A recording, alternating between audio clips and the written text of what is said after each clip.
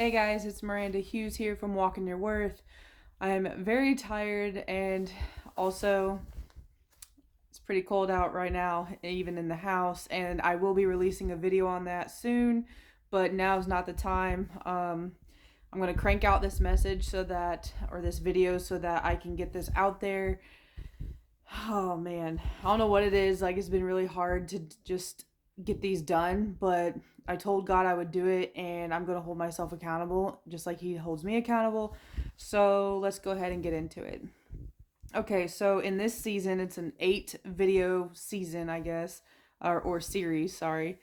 But it's what to do after being raped. Now what?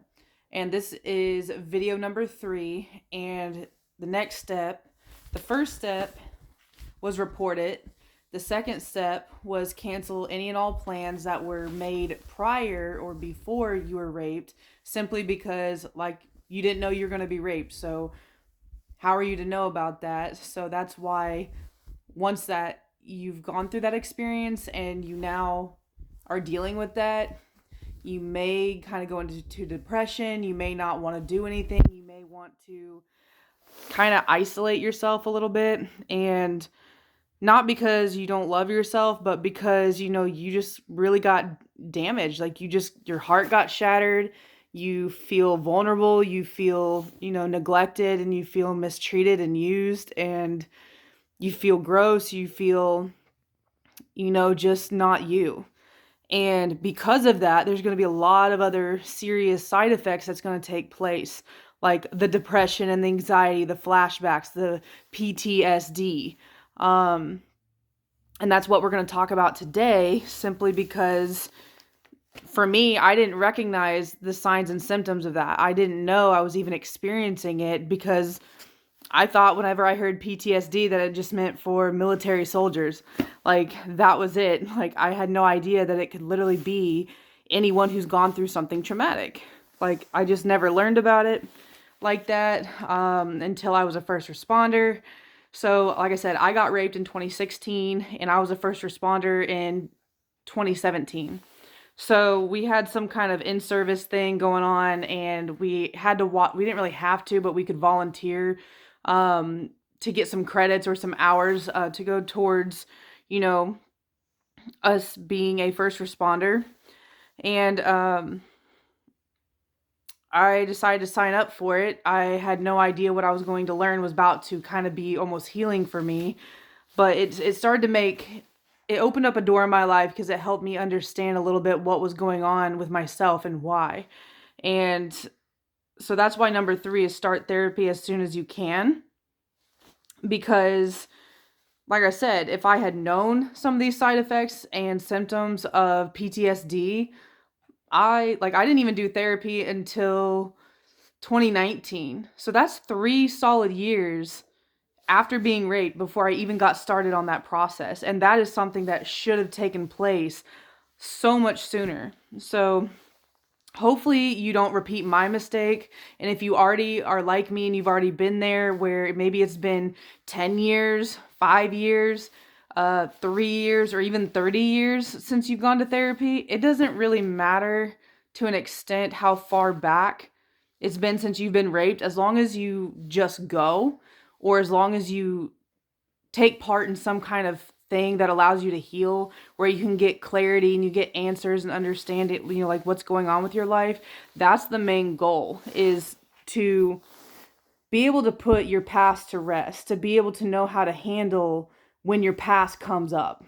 So yes, that's why I recommend, again, I'm just a disclaimer, I'm not a doctor, I'm not a psychiatrist, I'm not a therapist, and I'm not a counselor, but I am someone who's been raped. So this is just me, believing in God, giving my testimony, giving just some of the things like tips, pointers, whatnot, as far as what I wish I would have done if I could go back in time. If I could do it all over again, this is what I would have done differently. So number 1 was report it to the police, parents, maybe 1 or 2 of your absolute closest best friends, and that is it. If you Don't know why. Well, you can just go back and watch that video because I have it uploaded somewhere. The second step is, again, to cancel your plans that you had previously made before you got raped, only because you're going to be dealing with a lot of, emotional mess. So it's not, even if there's some things you might feel like, you're going to attempt to try to still pull through or pull off, but you're not going to be smiling as much. You're going to be, even if, like, put it this way, your body's going to be present in whatever surrounding or environment you're in. Like, you could be surrounded by family and friends, but you may not be participating because deep down you're hurting. Like, you just went through something horrific and you don't know if you should open up about it. You don't know how to talk about it. Or, you just might be doing family photos or something and you're just not going to be in the mood to smile because you feel like my life just came to an abrupt halt. Like, I don't know who I am. I don't know how this happened. How can I possibly smile right now when I'm so, angry at the world and God and everything else? And it's like, I've been there. So that is why I say, if you can, go to work, but if you need to take FMLA, if you need to take vacation, if you need to take some sick time or personal time off just for a few days after the incident, if you have that available to you, use it. That's what it's for. They're not going to tell you in the handbook in case you get raped to use this, but let's be real. If you're having an emotional day, think of it like a personal day. Take advantage of that. I don't suggest blowing off work every single day, but that's why I also recommend, like in number 3, it's just a recommendation, it's not a requirement, is to start therapy as soon as you can. Why? Well, let's just kind of get into that. So based off of number 2, canceling plans, you're going to need other people to help you connect the dots. You can't do this all on your own. God never intended for you to do anything on your own. If he did, then you wouldn't need him. You wouldn't need parents. You wouldn't need friends. Life just... There's certain situations in your life where no matter how hard you try to heal on your own, it's just not going to happen. No matter how hard you try to figure something out without explaining it to anyone or talking about it or, I don't know, bringing it up, that it's just not going to get better. You're not going to be able to, like, I don't know, suppress your way through it. Like, you're going to have to actually talk about it. You're going to have to get with the right people in order to bring about this breakthrough of healing. And it's not going to happen overnight or in a week or even in a month. For some people, not even a year. I don't know what it would have been like for my healing process if I had done all this stuff from the get-go. But for me personally, like, I was raped in 2016. It wasn't even until 2020 before I was able to say the word rape, like, at all. And now, like, what I'm doing right now is kind of like post-therapy. So the more I talk about it, it's not that it doesn't hurt. It's just, it's not going to affect me the same way, if that makes sense. Like, I can say the word rape without breaking down crying or having a flashback or freaking out. So that's a lot of progress. So anyways, that's what I mean by they can help you make more sense of what happened and why.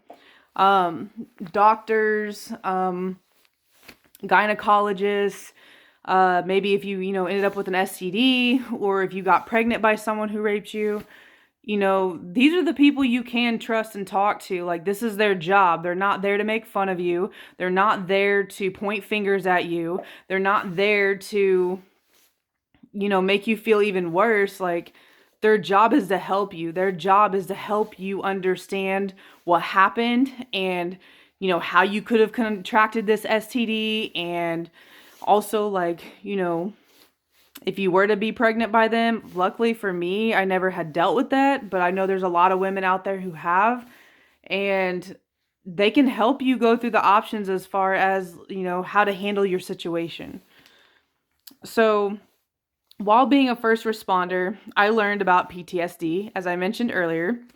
So this is what I learned as far as how you can tell if you have PTSD versus if you just have something that you think about that you just don't like a bad memory. So if you keep thinking about something in particular, a certain bad experience, and it keeps popping up every day for 2 weeks straight or longer, then you are actually experiencing PTSD. Again, if you are experiencing a bad experience, like it keeps, it's a bad memory that just keeps popping up like a flashback, and you stay stuck on that one moment or multiple moments, and it's back to back, like it doesn't matter when you close your eyes, you're seeing it. When you're trying to sleep, you're seeing it. When you are shaking your head, you can't get it to go away. When you try to think of something else, it won't go away. When you try talking to other people, that's what I mean by suppressing. Your mind, your subconscious actually knows what happened to you. So your brain, it's like, I forget what it's called, but it's like right here in the center, or at least I don't know if it's the center or the top, but your brain's kind of like a filing cabinet. So it took that memory and it's trying to organize it. It's trying to like organize what to do with this memory. Like, was this painful? Was this, good? Was it bad? Like, what was this? Who was involved? Like, there's all these details and your brain is trying to process it. So if you aren't going to think about it, if you're not going to try to solve it, if you're not going to try to figure it out or try to talk about it, your brain is clueless. It's like, okay, I have this thought. Now what am I supposed to do with it? So that's why it just kind of keeps circling around and around and around. So no matter what you're doing, it's like your brain's trying to force you. It's trying to talk to you and be like, listen, like, tell me what happened so that I can put this somewhere. And then we can be done with it. And then when you want to go back and think about it, it's like your brain will pull it out like a file. So that's the way that we were explained about PTSD. So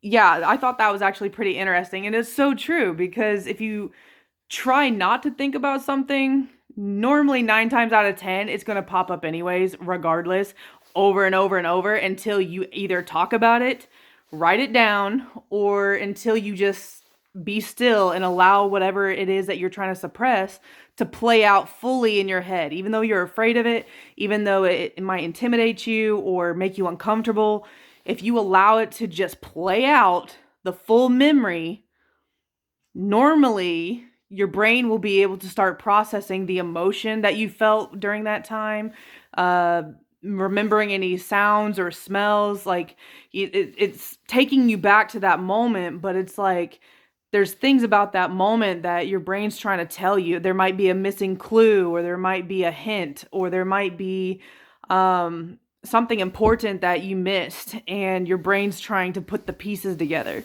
So basically, until you do something about it, your brain's just going to kind of do this to you regardless.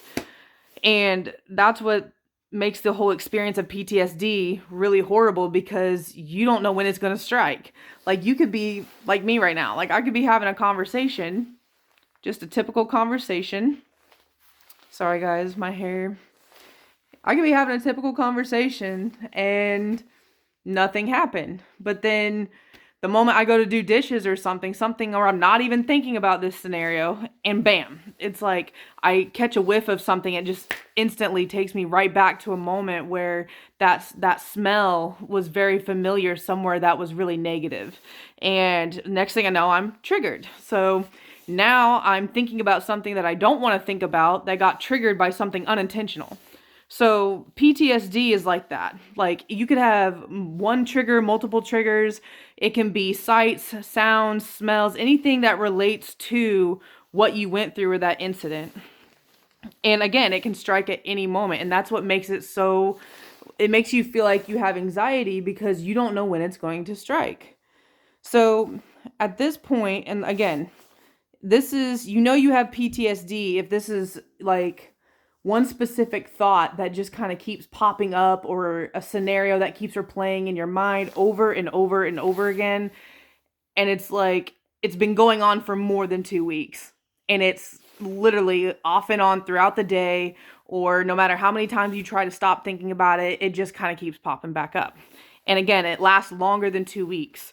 If it's a bad memory, it's just going to be, at least up to 2 weeks, but it will like eventually kind of fizzle out. Like let's say if you did something embarrassing, it's not going to be one of your best moments, but you're going to get over it. Like, you're going to either laugh it off, or you're just going to be like, okay, that was a stupid moment. And you're going to go on about your day, and you might kind of think back the next day like, man, I should have said this, or I can't believe I did that, and I'm so embarrassed. And then maybe a week goes by and you might think about it again, but this time you're laughing about it, or you might be still feeling bad about it, but you'll think about it, and then that's it. It's like maybe a couple seconds to a couple minutes of you spending time thinking on it, but you're not dwelling on it. It's not tormenting you. It's passing through, okay? And that's the difference. So PTSD, it's not passing through. It's like stuck in your head, and it won't get out. To whereas a bad memory, it's only coming and going a little bit, and then eventually it's just gone. Like, it's not going to torment you constantly. So at this point of your healing process, you are going to need professional help to help you overcome the hurt that happened to you. Like, again, these are doctors, a psychiatrist, therapist, counselor. They can prescribe medication to you. I'm not saying that medication is for everyone. Again, I am not a doctor, disclaimer. I'm not a doctor, I'm not a counselor, I'm not a therapist. I'm just a girl who's been raped, and I'm telling you about my story and what I've done and what I wish I would have done earlier on. So for me, again, I have ADHD, or at least I had it really bad there for a while. It's gotten a lot better in the last year, but like I said, back in 2016, I had no idea that I even had ADHD. I had been raped. I lost a lot of friends who died. So it was just like one bad thing after another. I couldn't tell if I was emotional because of just dealing with everything constantly, or if it was just like something wrong with me. So this is why you need that professional help. You need someone who knows what they're doing, who can help you in a time where you can't even really function and you can't really see yourself for what's really going on. Because even in the midst of all the chaos, even in the midst of all the confusion and everything just going wrong, like, you're still an amazing person. Like, you're still you. You may not feel like yourself. You may not feel like you're worth anything. You may not feel like you deserve anyone or anything ever again, but it's like, you're still beautiful, you're still amazing, you're still you. And no one can take you from you except yourself. Like, the way you see yourself, the way that you choose to show up in life and show up for yourself and your family, and if you have, a boyfriend or anything like that, like, that you hope to lead to marriage, like, that is you showing up, and if you're going to heal, it's first and foremost for yourself. And it's not to be selfish. It's because you want to heal, because healing is a necessity. I mean, our bodies heal all the time. If we get a cut, if we get a bruise, if we get stabbed, I mean, eventually, or if we have surgery, like, you're going to heal. So if you think the outside of your body heals, then you can guarantee the inside of your body needs to heal too, which means your heart, emotionally, your mind, mentally, like, you got to be able to heal. And you can't do that completely on your own. God never designed you to do anything on your own. And that is why you need the professional help, because if you try to do it on your own, like I did, it's going to take you 2 to 3 times longer to heal than it would if you had just sought out the help that you needed from the get-go. Not to mention, you'd be spending way less time hurting and more time healing, which means you can get back to living a life where you don't feel like you're trapped, or you don't feel traumatized, or you don't feel like you're never going to get over this. So what can you do, like, when you are healing, or when you are, on the road to healing? Like, how can you go about this? So something that I was told is get into a group. You can do like a Facebook group. This is, again, like, if you do choose to do therapy, first of all, congratulations. Second, make sure you pick someone that is right for you. If you don't like the first person, that's okay. Make sure they're within your health insurance plan. If you don't have health insurance, It's not the end of the world. It just means that it's going to be a little bit pricier, but it's still doable, okay? They won't really turn you down. It's just, you're just going to have to pay more out of pocket. So don't let that stop you, okay? Healing, it's a necessity, okay? It's up there with self-care. So get that done. And along the way, something that I realized that I didn't have was accountability, and I didn't have a support group or anything. And I don't mean support group like to be awkward, but I just mean, okay, for instance, Walk in Your Worth. It's not just a YouTube channel. It's not just an online course that I'm, creating. It's also a Facebook group. Like, I created that because my goal was originally to create a community where other women, just like me and you, have been raped or abused or mistreated or have gone through something so horrific where they have had the depression and anxiety and PTSD, and they can actually release that. Like, they can have a group, because, like, I'll be honest, when I was 23 and it was 2016 and I got raped, like, I had no one to turn to. Zero. Like, I already told you guys about this in the other videos. I didn't know how to bring it up or who to bring it up to, and I typed it in YouTube and nothing really came up as far as like the instructions that I'm giving you guys today. That wasn't an option or available to me back then. There was no one bold enough to just say, hey, I got raped and this is my experience and this is what I wish I would have done. So here's a freebie for you. So, and then the other thing is there was no group on Facebook, at least that I didn't know of any back then. So like there could have been some. But I'm just saying, like, it would have been nice to know that there was other women who weren't my family or weren't my friends or weren't anyone that I knew personally that could judge me or not look at me the same, but I could actually go into that group and pour out my heart and say, hey, this really hurts. It happened to me. Does anyone else have any tips, tricks, or advice of how to get past this? Does anyone, have a favorite doctor or favorite songs to listen to? Like, and who knows, maybe I need to tweak it up a little bit and maybe change it because, like I said, trial and error, that's the only way you're going to learn. But that is why I was creating the Walk in Your Worth Facebook page originally, just because I wanted other women to be able to express themselves and be able to be vulnerable without being made fun of, without feeling ashamed, without feeling like, fingers are being pointed at them and feel like it's their fault or anything like that. But when you get into a group like Walk in Your Worth, it's to help you be reminded that you aren't alone and there's someone who understands what you went through and how you feel about it. Groups help you build your self-esteem and your self-worth back up. It could take months or years to do. To be honest, it's really up to you as far as how fast you want this healing process to go. If you're someone who likes to drag your feet and you're really stubborn and you're not open to change, you're not open to healing or doing things different in your life, for instance, like, I'm not judging anyone, but I'm just saying, like, in my case, the reason I got raped was because I went to a party where there was someone that I couldn't trust, who I thought I could trust, and I was drinking too much. So obviously the answer for me was, for changes that God led me to, was we need to stop partying. Like, we need to stop. Like, if you want to get together with some friends, some family, some people that you trust, that that you like, go for it. Have as much fun as you want. But when you start throwing alcohol in the mix and you start meeting up with strangers, or you start meeting up with guys like that are supposed to be dates, or guys that say they're not that into you, and then you go to a party and they keep trying to talk to you and they're lingering around you and you're trying to push them to go away and they just kind of like stay there. They kind of targeted you, like, and that's pretty much what happened in my case. So, like, the only way other women are going to know about it is for me to speak up about it, right?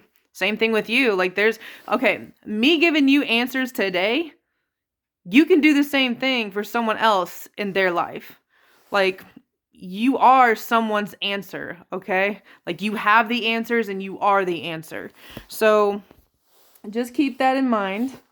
Because like I said, the very last thing I'm going to say is healing alone is the hardest, most difficult decision that you can make when trying to heal after being raped.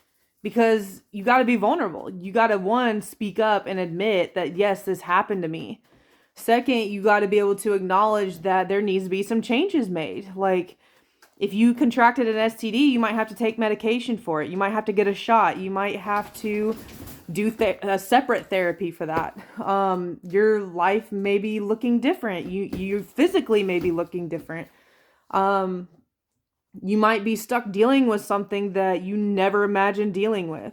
If you got pregnant after being raped, you may be having a child at an age that you never saw coming. Like, you might love your child, but it's like, that is a really tough thing. Like, to still have your child and be able to look at your child and know that this came from my rapist, but you love them so much because they're your child. And it's like, and again, I haven't had that happen, but I had to think about that.